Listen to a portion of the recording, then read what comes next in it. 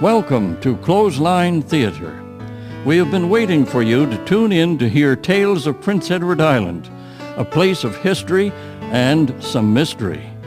You may be surprised by the true stories that have been unearthed and brought to life by our radio dramas. We invite you to settle into a comfortable chair and let the voices and sounds trigger your imagination as you hear the following dramatic story. There were few acceptable career options for women in the early days of the 20th century. Teaching and nursing topped the list. Many young island women went to the Boston States or Upper Canada to train as nurses in teaching hospitals. They were part of the outward migration of island youth seeking a better life somewhere else.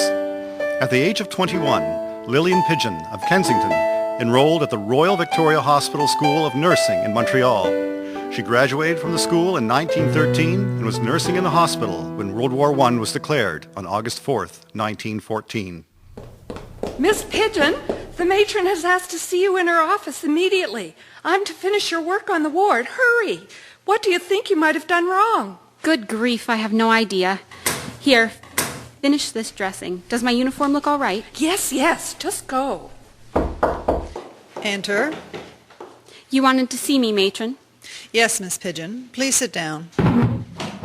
As you know, Canada has been at war for over a year. What you might not know is that Lieutenant Colonel Burkett is forming an elite McGill University medical unit to go to France to treat the injured. It will be made up of the best doctors from McGill and 72 nurses chosen by the matrons of the Royal Victoria Hospital and the Montreal General Hospital, along with the matron of the Canadian Army Medical Corps. I have selected you as one of the nurses suited for this task. Your time of preparation will be short. Yes, matron. Thank you for the honor and your trust in me. I know your strength and dedication. You will be missed here at the Royal Victoria, but the need is great in Europe. I should tell you 2 other island nurses have also been chosen for the unit, Janet Rodd of Little York and Claire MacLeod of Charlottetown. It will be a challenging assignment for you, Nurse Pidgeon, but it will not be all work. There will be time for a little fun and some sightseeing, and hopefully you will not be long returning to Montreal. The McGill Unit was formed in March of 1915 and by spring had established a tent hospital spread out over 26 acres near Camières, France. Nursing Sister Pidgeon, upon arrival in London, England, had little time to sightsee before being transferred to France and was attached to another hospital until the McGill Unit was ready. She was to find the conditions with the McGill Unit challenging, to say the least. It was the wettest, coldest, and windiest fall the area had known in many years. The tents leaked and blew down in the wind, and the mud was knee-deep and played havoc on her floor-length uniform. Well, sisters, the only way we are going to be able to move around today is to pin up our skirts at the waist. Thank heavens for rubber boots. I agree, Nurse Pidgeon. Who could have imagined working in this much rain and wind, let alone the mud? The weather conditions were not the only surprise that Nursing Sister Pidgeon and the others experienced at the hospital. Sister Bless, is that really Dr. John McCrae tending that patient? He gave lectures to my class when he was a professor at McGill and a consultant at the Royal Victoria Hospital. Yes, that's him. Lieutenant Colonel McCrae has been transferred to the McGill Unit as a medical officer, and I hear he's not happy about the move. But why? The McGill Unit is doing important work. Apparently he wanted to remain with the men at the front. He says that is where the real war is. He tended the soldiers right in the trenches during the Second Battle of Ypres, where the Germans first used poison gas. It scarred his body also, but his mind was scarred by all the death. He even officiated over the burial of his good friend, Lieutenant Alexis Helmer. He wrote the poem about Flounders Fields for him. Yes, I bet he never thought it would be published in England's Punch magazine. Everyone already sees it as a symbol of all this sacrifice. Well, the war seems real enough to me, right here in the McGill Unit. It goes without saying that having 300 to 500 wounded coming in at one time is not having it easy. Indeed, it was not easy for the McGill Unit. Thankfully, in January of 1916, the hospital was relocated to a monastery near Boulogne, France. Over the course of the war, the unit handled many of the wounded from the battles of the Somme, Vimy Ridge, Ypres, Arras, and Passchendaele. Pidgeon's service during the Battle of the Somme in 1916 earned her a mention in dispatches from Sir Douglas Haig, commander of the British Expeditionary Force. However, the long hours of work and stress took its toll on the medical personnel, and Nursing Sister Pidgeon was invalided for 3 weeks in England after the Battle of the Somme. But she could not be kept down, proving right her Montreal matron's faith in her. She was a tall, imposing woman who exuded confidence and proved highly competent. By the fall of 1917, she was made assistant matron of the McGill Unit, supervising as many as 140 nurses in a hospital of up to 2,000 beds. She worked closely with Lieutenant Colonel McCrae on the wards and witnessed his great compassion for his patients. He often socialized with the nurses over games of bridge, mess dinners, and even the occasional dance. His cheery stories made them laugh even in the darkest days of the war. Good morning, Sister Pidgeon. Taking some exercise before your shift begins? Yes, thank you, Lieutenant Colonel McCrae. And you are out exercising Bonfire? Oh, yes, I love this horse. I was privileged to be able to bring him over from Canada. He sure is a beauty. I believe you nurses love my horse more than you do me. Never, sir. Lieutenant Colonel McCrae was greatly respected as a medical officer and was highly in demand for medical lectures in France. By early 1918, he was in line for a command. I have a dispatch for you, Colonel Elder.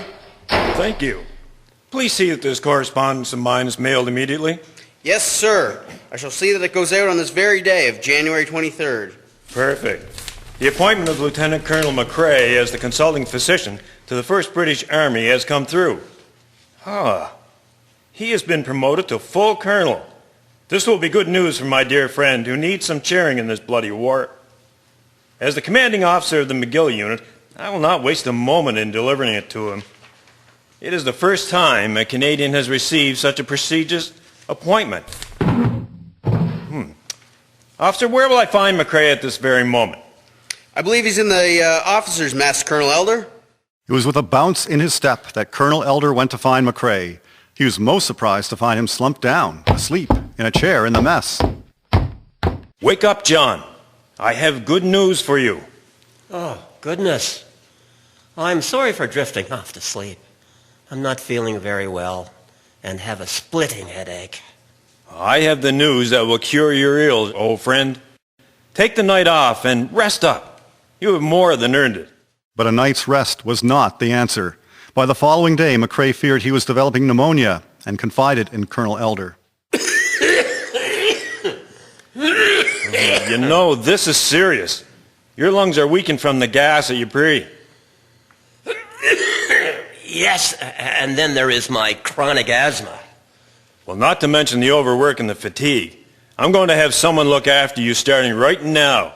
Nursing sisters Lillian Pidgeon and Mary Bliss were assigned to nurse McCrae night and day. It is not known if he personally asked for them or if it was the decision of Colonel Elder. The two were very attentive to Dr. McCrae and knew that his condition was very serious. As his health quickly worsened, the decision was made to transfer him to number 14 British General Hospital in Wimereux, France. They went with him, hopeful of the outcome. Well, good morning, Colonel McCrae. I'm so pleased to see that you have managed to get out of bed and sit by the window. That is what a good night's sleep has done for you. Well, I'm contemplating with sadness the distant hills of the English coast. They are beautiful. You hope the day will come when you walk them again? You humor me, Nurse Pidgeon. But I happen to be an astute physician. I know my days are numbered, and I will never walk those cliffs again. Oh, dear. Sister Bless, let's rest for a minute and have our tea. Do you think Colonel McCrae is right? Is there no hope for him? We both know, Sister Bless, that improvements on the dying often precede the final journey. It's a cruel trick, this giving of false hope. It was indeed a cruel trick. By the next afternoon, McCrae had deteriorated rapidly from the effects of pneumonia. He began to show symptoms of meningitis and soon lapsed into a coma. There's nothing we can do now, Sister Bless, other than support him in a dignified death. We will not leave his side until death comes. Colonel McCrae, you are not alone. Nurse Bless and I are here with you, and will remain at your side as long as you need us. I want you to know that it has been my privilege and honor to serve beside you in France. Death claimed the great doctor and poet early in the morning of January 28, 1918. His demise was deeply felt throughout the Canadian Army Corps. His military funeral was the largest seen in Europe, and he was laid to rest at Wimereux Cemetery, not far from the fields of Flanders. Oh, sister, it's so sad to have lost Dr. McCrae. He was so dedicated to the task of caring for the wounded. Everyone will miss him. Sister Bless, thank you so much for sharing this experience with me. Now we must carry on, as he would have expected us. In May of 1918, nursing Sister Pidgeon was transferred to No. 2 Casualty Clearing Station during the German offensive. She followed the Canadian soldiers up the line to the war's end.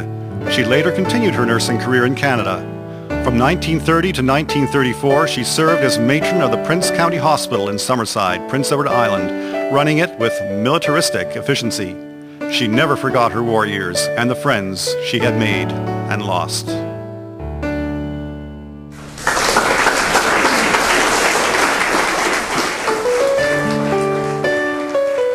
Nursing Sister Lillian Pidgeon, John McCrae's special nurse. Presented by Wyatt Heritage Properties Inc. Narrator, Stuart Smith. Nurse 1, Charmaine Comeau. Nurse Pidgeon, Jennifer Beck. Matron, Janet Rose Hurst. Nurse Bliss, Sarah McIntyre. Dr. McCrae, Wayne Wright. Young Officer, Jordan Stetson. Colonel Elder, Albert Goody. Introduction, Lowell Eustis. Musician, Christine Anderson Gallant. Foleys, Alexandra Gallant, Krista Bryson, Nathan Wiley. Recording engineer, Peter Gallant. Scripts written by Marlene Campbell. Based on research by Catherine Dewar for her book titled Those Splendid Girls, Prince Edward Island Nurses in the Great War. Any errors in historical accuracy in the composition of the script are the responsibility of Wyatt Heritage Properties. This project has been supported by the building communities through Arts and Heritage Program of the Department of Canadian Heritage.